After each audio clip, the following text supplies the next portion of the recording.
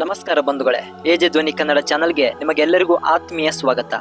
ನಾವು ಪ್ರತಿದಿನ ಎಷ್ಟೋ ದೇವಸ್ಥಾನಗಳಿಗೆ ಹೋಗ್ತೇವೆ, ಆದರೆ ಕೆಲವು ಕ್ಷೇತ್ರಗಳು ಕೇವಲ ಭಕ್ತಿಯ ಕೇಂದ್ರಗಳಾಗಿರದೆ ಅದ್ಭುತ ಪವಾಡ ಮತ್ತು ಇತಿಹಾಸದ ಕಣಜಗಳಾಗಿರ್ತವೆ. ಅಂಥದ್ದೇ ಒಂದು ಅದ್ಭುತ ಕಾರಣಿಕ ಕ್ಷೇತ್ರ ನಮ್ಮ ಕರಾವಳಿಯ ಕುಂದಾಪುರದಲ್ಲಿದೆ. ಅದೇ ಮಾರಣಕಟ್ಟೆ ಶ್ರೀ ಬ್ರಹ್ಮಲಿಂಗೇಶ್ವರ ಕ್ಷೇತ್ರ. ಇಲ್ಲಿ ರಾಕ್ಷಸನೊಬ್ಬ ದೇವನಾಗಿ ಪೂಜಿಸಲ್ಪಡುತ್ತಾನೆ. ಹೌದು, ನೀವು ಕೇಳುತ್ತಿರುವುದು ನಿಜ. ತಾಯಿ ಮೂಕಾಂಬಿಕೆಯಿಂದ ಹತನಾದ ಮೂಕಾಸುರನೇ ಇಲ್ಲಿ ಬ್ರಹ್ಮಲಿಂಗೇಶ್ವರನಾಗಿ ನೆಲೆಸಿದ್ದಾನೆ ಎಂಬ ನಂಬಿಕೆ ಇದೆ. ಇವತ್ತಿನ ವಿಡಿಯೋದಲ್ಲಿ ಈ ಸುಂದರ ಹಾಗೂ ಶಕ್ತಿಶಾಲಿ ಕ್ಷೇತ್ರದ ಸಂಪೂರ್ಣ ಇತಿಹಾಸ ಮತ್ತು ರಹಸ್ಯಗಳನ್ನು ತಿಳಿಸ್ಕೊಡ್ತೇನೆ. ವಿಡಿಯೋವನ್ನ ಕೊನೆವರೆಗೂ ಮಿಸ್ ಮಾಡದೆ ನೋಡಿ. ಕುಂದಾಪುರದಿಂದ ಕೊಲ್ಲೂರಿಗೆ ಹೋಗುವ ದಾರಿಯಲ್ಲಿ ಸುಮಾರು 21 ಕಿಲೋಮೀಟರ್ ದೂರದಲ್ಲಿ ಈ ಪವಿತ್ರ ಕ್ಷೇತ್ರವಿದೆ.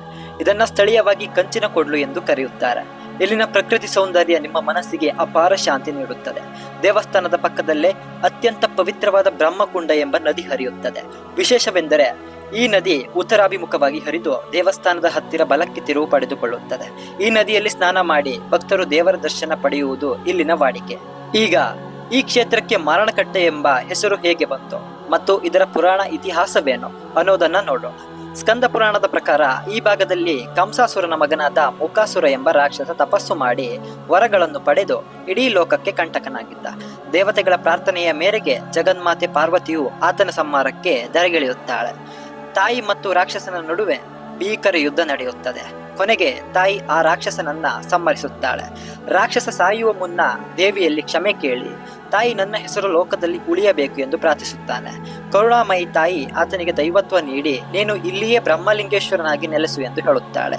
ತಾಯಿ ಮೂಕಾಂಬಿಕೆಯು ಈ ಕ್ಷೇತ್ರದಲ್ಲಿ ಮೂಕಾಸುರನನ್ನು ಕೊಂದ ನಂತರ ಇಲ್ಲೊಂದು ಬೃಹತ್ ಮಾರಣ ಹೋಮ ಅಂದರೆ ಯತ್ನ ಮಾಡಿದಳು. ತಾಯಿ ಮಾರಣ ಹೋಮ ಮಾಡಿದ್ದ ಆ ಜಾಗವೇ ಮುಂದೆ ಮಾರಣಕಟ್ಟೆ ಎಂದು ಪ್ರಸಿದ್ಧವಾಯಿತು. ಅಂದಿನಿಂದ ಮೂಕಾಂಬಿಕಾ ದೇವಿ ಮತ್ತು ಬ್ರಹ್ಮಲಿಂಗೇಶ್ವರನ ನಡುವೆ ತಾಯಿ ಮಗನ ಸಂಬಂಧವಿದೆ ಎಂಬ ನಂಬಿಕೆ ಇಲ್ಲಿದೆ. ವೀಕ್ಷಕರೇ, ಈ ಕ್ಷೇತ್ರದ ಮಹಿಮೆ ಕೇವಲ ಪುರಾಣಕ್ಕೆ ಸೀಮಿತವಾಗಿಲ್ಲ. ಭಾರತದ ಶ್ರೇಷ್ಠ ಗುರುಗಳಾದ ಶ್ರೀ ಆದಿಶಂಕರಾಚಾರ್ಯರು ಈ ಕ್ಷೇತ್ರಕ್ಕೆ ಭೇಟಿ ನೀಡಿದ್ದರು.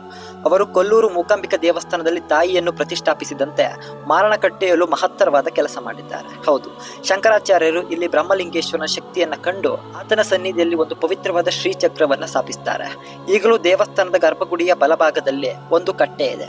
ಇದನ್ನೇ ಶಂಕರಾಚಾರ್ಯರು ರಚಿಸಿದ ಕಟ್ಟೆ ಎನ್ನಲಾಗುತ್ತದೆ. ಇಲ್ಲಿ ಬ್ರಹ್ಮಲಿಂಗೇಶ್ವರನ ಜೊತೆಗೆ ಮಲಯಾಳಿ ಯಕ್ಷಿ, ವಾತಯಕ್ಷಿ ಮತ್ತು ಪರಿವಾರ ದೈವಗಳಾದ ಹೈಗುಳಿ, ಚಿಕ್ಕು ಹಾಗೂ ಕಾಶಿಯಿಂದ ಬಂದ ಹಶೈಗುಳಿ ದೈವಗಳು ನೆಲೆಸಿವೆ.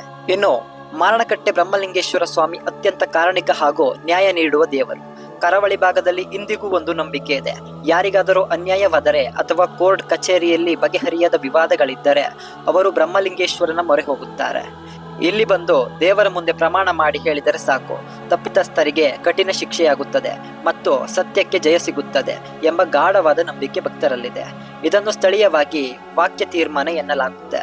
ಅಲ್ಲದೆ ದುಷ್ಟಶಕ್ತಿಗಳ ಕಾಟದಿಂದ ಬಳಲುತ್ತಿರುವವರು ಇಲ್ಲಿ ಬಂದು ಪ್ರಾರ್ಥನೆ ಸಲ್ಲಿಸಿದರೆ ಸಂಪೂರ್ಣ ಗುಣಮುಖರಾಗುತ್ತಾರೆ ಎಂಬುದು ನೂರಾರು ವರ್ಷಗಳ ಅನುಭವ. ಇನ್ನು ಪ್ರತಿ ವರ್ಷ ಮಕರ ಸಂಕ್ರಾಂತಿಯಂದು ಇಲ್ಲಿ ಅತ್ಯಂತ ವಿಜೃಂಭಣೆಯಿಂದ ವಾರ್ಷಿಕ ಜಾತ್ರಾ ಮಹೋತ್ಸವ ನಡೆಯುತ್ತದೆ. ಉಡುಪಿ ಮಾತ್ರವಲ್ಲದೆ ರಾಜ್ಯದ ಮೂಲೆ ಮೂಲೆಗಳಲ್ಲೂ ಸಹಸ್ರಾರು ಭಕ್ತರು ಈ ಮಾರಣಕಟ್ಟೆ ಹಬ್ಬದಲ್ಲಿ ಪಾಲ್ಗೊಳ್ಳುತ್ತಾರೆ. ಜೊತೆಗೆ ಈ ಕ್ಷೇತ್ರದಲ್ಲಿ ಮಾರಣಕಟ್ಟೆ ಮೇಳ ಎಂಬ ಪ್ರಸಿದ್ಧ ಯಕ್ಷಗಾನ ಮೇಳವೂ ಕೂಡ ಇದೆ. ಈ ಮೇಳದ ಯಕ್ಷಗಾನ ಸೇವೆ ಮಾಡಿಸಿದರೆ ಕಷ್ಟಗಳೆಲ್ಲವೂ ಕರಗುತ್ತವೆ ಎಂಬ ನಂಬಿಕೆ ಭಕ್ತರದ್ದು. ದೇವಸ್ಥಾನಕ್ಕೆ ಬರುವ ಭಕ್ತರಿಗೆ ಪ್ರತಿದಿನ ಪ್ರಸಾದದ ರೂಪದಲ್ಲಿ ಅನ್ನದಾನವೂ ನಡೆಯುತ್ತದೆ. ನೋಡಿದ್ರಲ್ಲ ಗೆಳೆಯರೆ, ಕರಾವಳಿಯ ಅತ್ಯಂತ ಜಾಗೃತ ಕ್ಷೇತ್ರವಾದ ಮಾರಣಕಟ್ಟೆ ಶ್ರೀ ಬ್ರಹ್ಮಲಿಂಗೇಶ್ವರನ ಪವಾಡ ಮತ್ತು ಇತಿಹಾಸದ ಕಥೆ. ನೀವೇನಾದ್ರೂ ಕೊಲ್ಲೂರು ಮೂಕಾಂಬಿಕಾ ದೇವಸ್ಥಾನಕ್ಕೆ ಹೋದರೆ ಖಂಡಿತ ತಪ್ಪದೆ ಈ ಮಾರಣಕಟ್ಟೆ ಕ್ಷೇತ್ರಕ್ಕೂ ಭೇಟಿ ನೀಡಿ ಆ ಬ್ರಹ್ಮಲಿಂಗೇಶ್ವರನ ಕೃಪೆಗೆ ಪಾತ್ರರಾಗಿ.